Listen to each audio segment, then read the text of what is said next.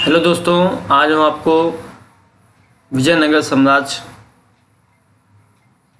के बारे में कुछ महत्वपूर्ण क्वेश्चन और आंसर के बारे में समझाएंगे। पहला क्वेश्चन है, हम्पी नगर किस नदी के किनारे बसा हुआ है?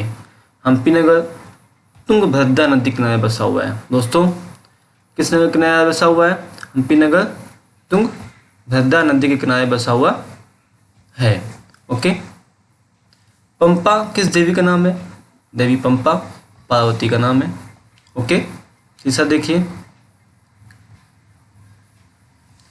कॉलिन मैकेंजी कौन था? उसका भारतीय इतिहास में क्या योगदान था? Colin McKenzie east India company में काम करते थे। 1754 में कॉलिन मैकेंजी का जन्म हुआ था। कॉलिन मैकेंजी एक अभियंता थे, सर्वेक्षक थे और मानचित्रकार थे। 1815 में उन्हें भारत का पहला सर्वेयर जनरल बनाया गया था और वो अपने पद तक 1821 तक बने रहे थे। उन्होंने भारत के अतीत को बहुत अच्छे तरीके से समझा और उपनिवेश के प्रशासन को आसान बनाने के लिए इतिहास से संबंधित स्थानीय परंपराओं का संकलन किया और ऐतिहासिक स्थलों का सर्वेक्षण का कार्य आरंभ किया। हम्पी के मंदिरों की क्या विशेषताएं हैं, या समझिए। हम्पी के मंदिर अत्यंत अलंकृत युक्त स्तंभ युक्त मंडप थे। मेन लाइन है, विशिष्ट अभिलक्षणों में मंडप तथा लंबे स्तंभों वाले गलियारे को अक्सर मंदिर परिसर में स्थित देव स्थलों के चारों ओर बने होते थे। सम्मिलित विट्ठल और हजाराराम मंदिर यहाँ प्रमुख है। विजयनगर की जल आवश्यकताओं को किस प्रकार पूरा किया जाता था? देखिए, पहले बताया तुंगभद्रा नदी किनारे बसा हुआ था। तुंगभद्रा द्वारा निर्मित एक प्राकृतिक कुंड है। यह नदी उत्तर में उत्तर पूर्व दिशा में बहती है। तुंगभद्रा द्वारा निर्मित एक प्राकृतिक कुंड, याद रखिएगा, और नदी उत्तर में उत्तर पूर्व दिशा की ओर बहती है। आसपास की पहाड़ियों से कई जल धाराएं आकर नदी में मिलती हैं। लगभग सभी धाराओं पर बांध बनाकर अलग अलग हौज बनाए गए थे। सूक्ष्म होने के कारण पानी के संचय और शहर तक ले जाने के लिए व्यापक प्रबंध करना आवश्यक है। सबसे महत्वपूर्ण खोज का प्रारंभिक शताब्दी के आरंभिक वर्षों में हुआ, जिसे कमलपुरम जलाशय कहा जाता है। कमलपुरम जलाशय बताया जाए तो विजयनगर साम्राज्य में हुआ था। फिर कहता है, इतना बड़ा साम्राज्य था, इतना सब कुछ था, हम्पी राजधानी थी, सब कुछ था, तो किलेबंदी तो बहुत थी। अब कौन सी किलेबंदी देखिए। शहर के किलेबंद क्षेत्र में किसी क्षेत्र को रखने के आपके विचारों में क्या फायदे और क्या नुकसान थे?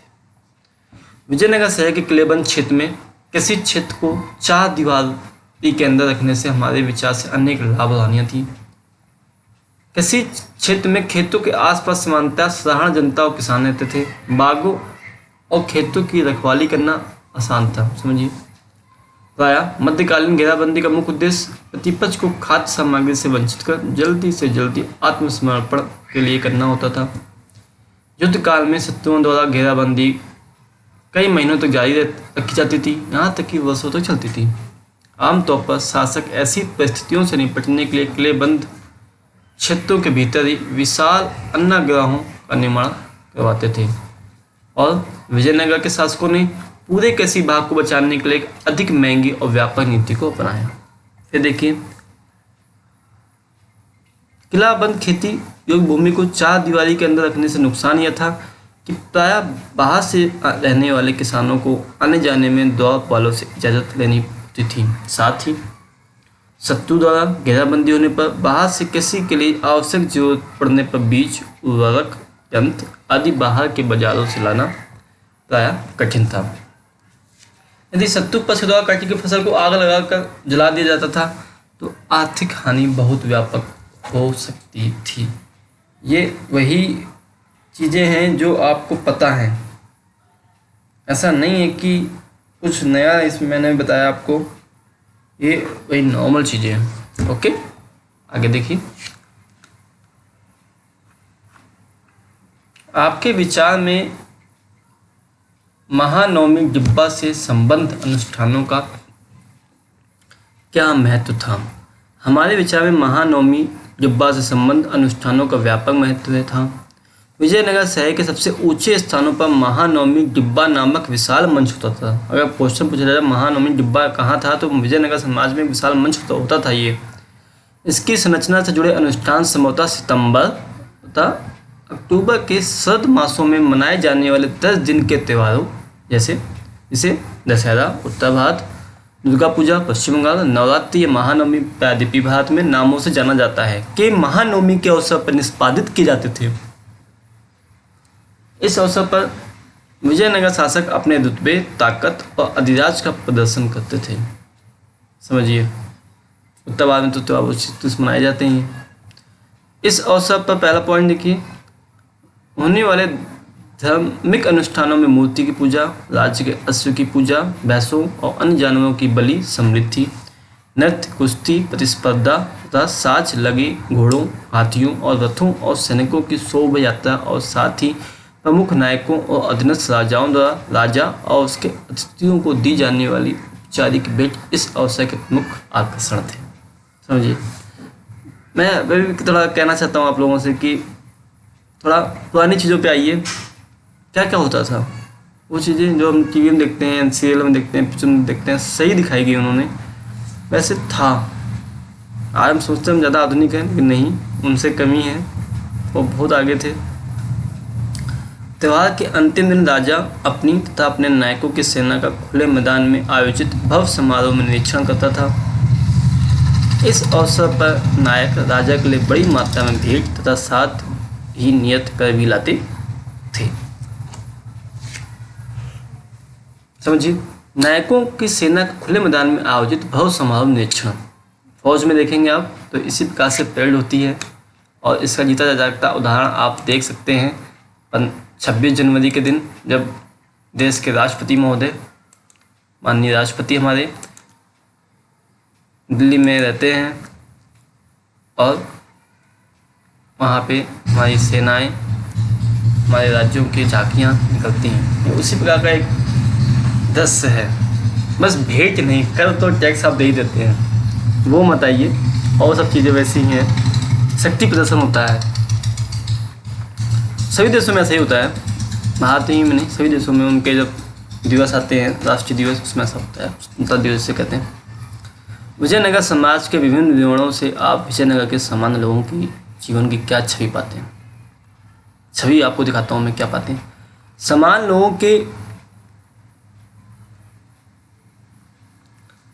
बारे में बहुत ज़्यादा विवरण प्राप्त नहीं हुए हैं, लेकिन समान लोगों के आवासों जो अब अस्तित्व में प्राप्त नहीं है, क्या है, क्षेत्र सर्वेक्षण इंगित करते कि पूरे क्षेत्र में बहुत से पूजा स्थल और छोटे मंदिर थे, जो विविध प्रकार के संप्रदायों के प्रचलन की ओर संकेत करते हैं।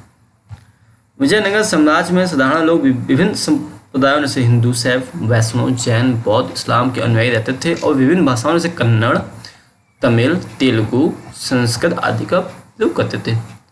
समान लोगों में कुछ छोटे व्यापारी और कुछ सौदागर भी थे जो गाँवों, कस्बों, छोटे शहरों में रहते थे। इनमें से व्यापारी बंदरगाह शहरों में भी रहते थे। स्थानीय वस्तुओं जैसे मसाले, मोती, चंदन आदि के साथ साथ कुछ व्यापारी घोड़े और हाथियों का व्यापार भी करते थे। किसान, श्रमिक, दास आदि को भी साधारण लोगों में शामिल किया जाता था। समाज में कुछ समान ब्राह्मण, व्यापारी और दास दासियां भी थे। साधारण लोग कृषि कार्यों के साथ साथ विभिन्न प्रकार के तथा कथित छोटे समझे जाने वाले कार्य भी करते थे।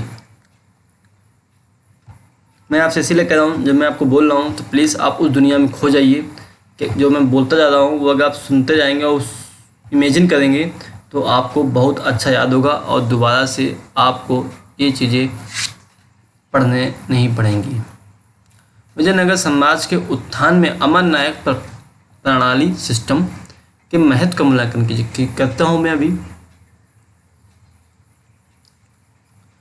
इस सैनिक प्रणाली का विजयनगर समाज के उत्थान में महत्वपूर्ण योगदान था। अमर नायक प्रणाली विजयनगर समाज की प्रमुख राजनीतिक खोज जिसका इन्वेंशन जो भी आप बोले।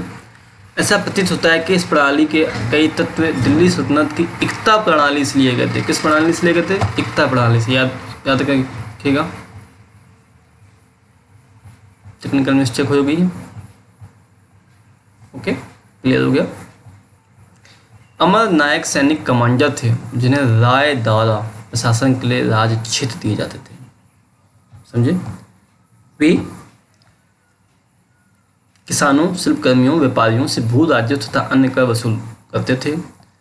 राजस्व का कुछ भाग मंदिरों, सिंचाइयों के साधनों के रख रखाव के लिए भी खर्च किया जाता था। समझिए, मंदिरों सिंचाई के लिए होता था। अमर नायकों के दल आवश्यकता के समय विजयनगर के शासकों को भी प्रभावी सैनिक सहायता प्रदान करते थे। अमर नायक राजस्व का कुछ भाग व्यक्तिगत उपयोग तथा घोड़ों और हाथियों के निर्धारित दल के रख रखाव के लिए अपने पास रख लेते थे। ये दल विजयनगर शासकों को एक प्रभावी सैनिक शक्ति प्रदान करने में सहायक होते थे, जिसकी मदद से उन्होंने पूरे दक्षिणी प्रायद्वीप को अपने नियंत्रण में किया। और अमर नायक क्या है? राजा को वर्ष में एक बार भेंट भेजा करते थे और अपनी स्वामी भक्ति प्रकट करने के लिए राजकीय दरबारों में उपहारों के साथ स्वयं उपस्थित हुआ करते थे। वे अमर नायक राजा के नियंत्रण में रहते थे। राजा कभी कभी उन्हें एक दूसरे स्थान पर स्थानांतरित कर उन पर अपना नियंत्रण दर्शाते थे। 17वीं शताब्दी में कई नायकों ने अपने स्वतंत्र राज्य घोषित किए थे। विजयनगर साम्राज्य हरिहर और बुक्का नामक 2 व्यक्तियों ने स्थापित किया था, भाइयों ने। ठीक। कॉलिन मैकेंजी मैं आपको बता चुका हूँ। कॉलिन मैकेंजी सब कुछ वही है, बस मेन बात यहाँ पहले बता चुका हूँ। विजयनगर के अध्ययन से मैकेंजी को विश्वास हो गया कि कंपनी के स्थानीय लोगों के अलग अलग कबीलों, जो इसी समय जनसंख्या का बड़ा हिस्सा थे, को अप्रभावित करने वाले इनमें से कई संस्थाओं, कानूनों, रीति रिवाजों के विषय में बहुत महत्वपूर्ण जानकारियाँ हासिल कर सकते थे। सब कुछ वही है। कॉलिन मैकेंजी फिर आ गया। 1754 में जब जन्म हुआ था, 1821 मृत्यु तक बने रहे। कॉलिन मैकेंजी ने किस प्राचीन नगर की खोज की थी? बस हम्पी की, तभी उनका नाम आया। उन्होंने सर्वेक्षण क्यों प्रारंभ किया? भारत के अतीत को बेहतर ढंग से समझने के लिए और उपनिवेश के प्रशासन को आसान बनाने के लिए उन्होंने इतिहास से संबंधित स्थानीय परंपराओं का संकलन तथा ऐतिहासिक स्थलों का सर्वेक्षण करना आरंभ किया। कॉलिन मैकेंजी ने अपना कार्य किन चरणों में पूरा किया? सर्वप्रथम उन्होंने मानचित्र तैयार कर विरूपाक्ष मंदिर, देखिए भैया, भाइयों बहनों दोनों देखिए, भैया ही नहीं मैंने में देखिए, विरूपाक्ष मंदिर एवं पंपा देवी के पुजारियों से जानकारी इकट्ठा की।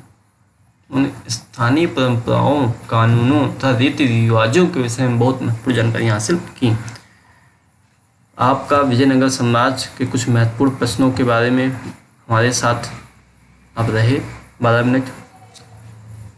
आप सभी का बहुत बहुत धन्यवाद। जय हिंद, जय भारत।